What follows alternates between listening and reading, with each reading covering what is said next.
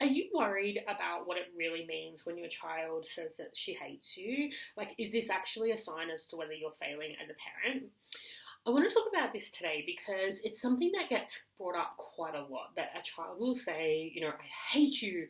And we get a lot of mixed advice about how to handle that. So a lot of people will say things like, don't listen, don't worry about it. They'll say, it's okay to hate me. Everybody hates their mum sometimes.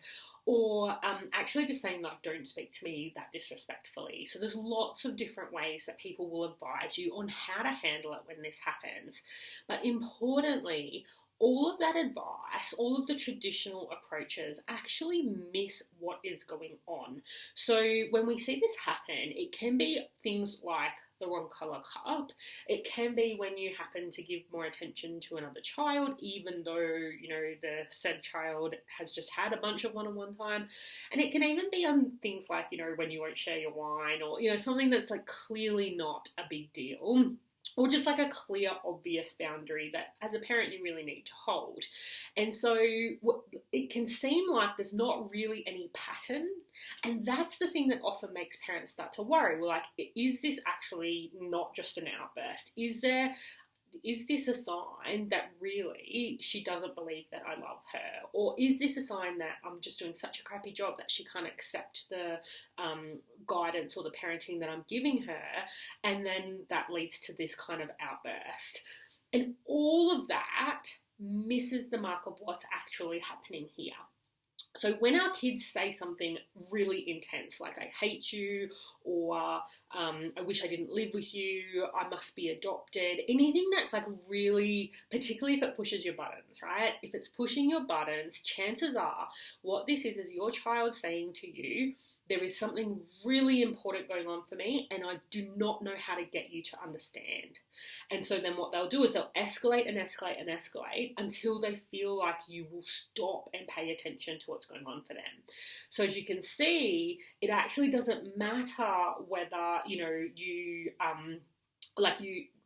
what the words are that they use, because they're all just trying to get you to stop. And so if you say something like, that's okay, sweetie, everybody hates their mum sometimes, it's like, you're not listening to me, like I'm not getting through. So then they'll find another way, whether it's something even more intense to say, which might be that it's just generally a more intense thing, or it might be that they'll find something that's more of a hot button for you. They'll find a button that's deeper and harder for you to hear, because they're still trying to get you to stop and pay attention to this thing that I don't know how to articulate in a way that you can hear, but I need you to understand me.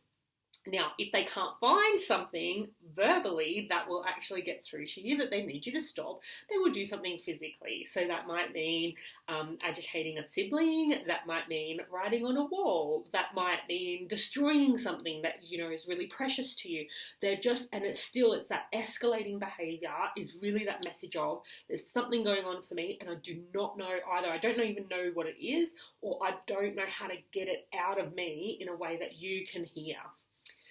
So what do we do about this? The first thing we want to do is actually recognize, do I have the capacity to deal with this right now? Because when we have those reactions like, oh, I must be a terrible mother, then that actually is still not hearing them. Like, it's still not connecting, and that's what they want, is a connecting moment. So we want to recognize, is this a moment where I can deal with this? Because if you don't have the time or the emotional capacity, then you can say something that just gives a signal that you are important to me and I care very much about what's going on for you. It's just that right now I don't have the time to help you with it. So it can be something like, oh, sweetie, I must have really upset you if you're really saying something so intense for me, you really need me to help. I really need to do the dishes right now and I will come back. So you're really going to acknowledge that I get it, this is important to you. And if you know what's going on, like you really want me to spend time with you and not with your brother, like if you totally get what's going on, you can just reflect, like, I see that and I don't know how to create a situation that works for both of us at this time. So, and then you're still going to just hold that boundary. I'm just not going to deal with it right now, because it's okay for our kids Their big feelings are not a crisis. What's a crisis is when they have big feelings and we tell them that their big feelings don't matter. That's what, and it's still not a crisis, but it feels like a crisis. Whereas when we say your big feelings really matter to me, I just don't have a way to deal with it right now, those are the moments where they're going to learn to self-soothe, right? Because they feel hurt, they feel validated, they feel important, that they matter. They're just not getting help to work from where I am now to where I need to be. And that's okay. You don't have to be an angel. You don't have to be a saint in order to be a brilliant parent. In fact, if you never create any experiences where they get a chance to self-soothe, then they don't learn the skill of self-soothing, right? So that's the first thing. Really just check if now is the time that you can actually deal with this issue. The second thing is if you're saying, yes, I can deal with this, I want to deal with this right now, then you want to get in close to them. So it can help to get on like eye level to eye level, can be helpful getting physically close. So some kids, like my 3-year-old would just really love, I think she would actually love to occupy the same physical space as me, but she's really like a touchy-feely kid. So when we're dealing with big things, she's often on my lap, in my arms, we're just really close. My 5-year-old, however, needs a bit more space because she needs that space in order to stay connected with herself and not lose herself in me and how she's reacting to me. So I'll find that spot where she clearly feels connected to me, but not that I'm so in her space that she's not capable of looking for herself. And then we're just going to reflect what we can see. So if you know what's the trigger, you can say, oh, you really want me to spend time with you and not with your brother. You really need to be connected with me.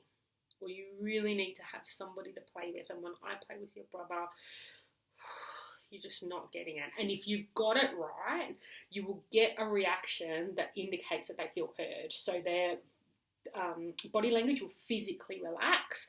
Or they'll say something like, yes, I do need you and you're not playing with me. Like, you see how I feel? I'm like intense, but I feel heard. That's what you want to know. Now, if you don't know what's going on, then you can say something like, oh, sweetie, oh, you seem really angry. Or you seem really frustrated. Or you really need me to understand you right now. Anything that is like a genuine guess of what's going on for them right now.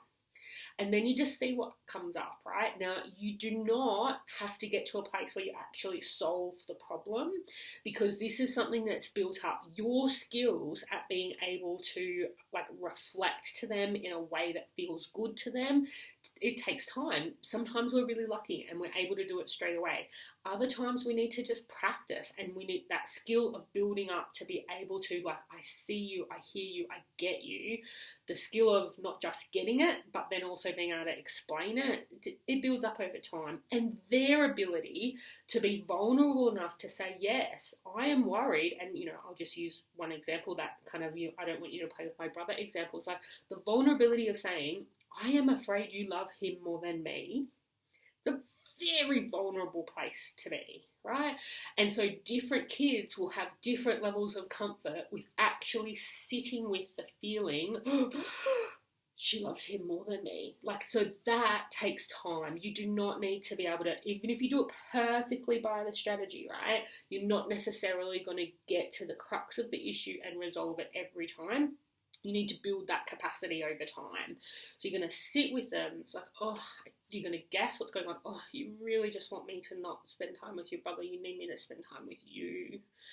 And then, they'll say yes or no. You'll get back and forth. And you just really, so long as you feel connected, even if you don't get to a place of resolving it, that's good practice. It means we're moving forward. And then if you can get to the place where you really do feel like you understand what the issue is and you know how to move forward, then the question is, what is the best problem solving approach you have at that moment?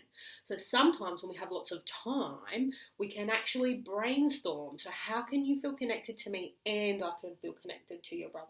Or how can we get you the ability to choose what colour cup you have without me needing to do 17 times as much dishwashing? What is the best problem solving we can come up with? And sometimes we just don't have the time to be able to do that. So those are things, the two things that make it easier when you work with someone like me is that when you're explaining to me, this is what happens in the situation and I can't work out what's going on, and when I guess we don't get anywhere, I can usually help by, based on the description you give me of the situation, I can usually give you a pretty good guess as to what's going on for your kid. And I can, if we can't work out exactly what's going on, I can give you the strategies to get closer to them being able to explain it to you.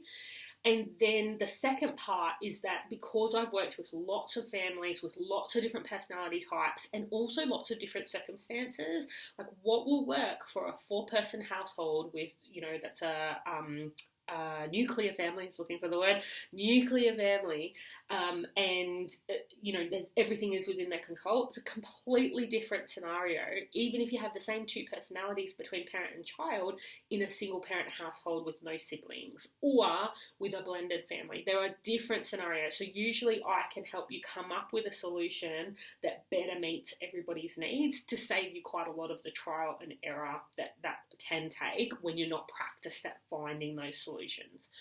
But you can still do this on your own. You just need to keep practicing the idea of how can I get to a place where we both understand what each other needs and what's a solution that will work for both of us. So I hope this has been really, really helpful. And I wanted to let you know, if you wanted to keep working on this, if this is something that's important to you, to be able to recognize what's going on in the moment and to be able to find a solution that works for your individual circumstances, then book in a free chat with me and we can look at what are your goals and how I work and how I might be able to support you. So the link for that I'll pop in the description of this video, and it's jodithornton.asme or .as.me/free chat. So definitely pop in the comments like what have been some ahas from listening to this video and what will change differently from how you go when your child's saying those really intense things like I hate you. Thanks so much for watching, and I really appreciate you spending some time thinking about your parenting because it really does change the world.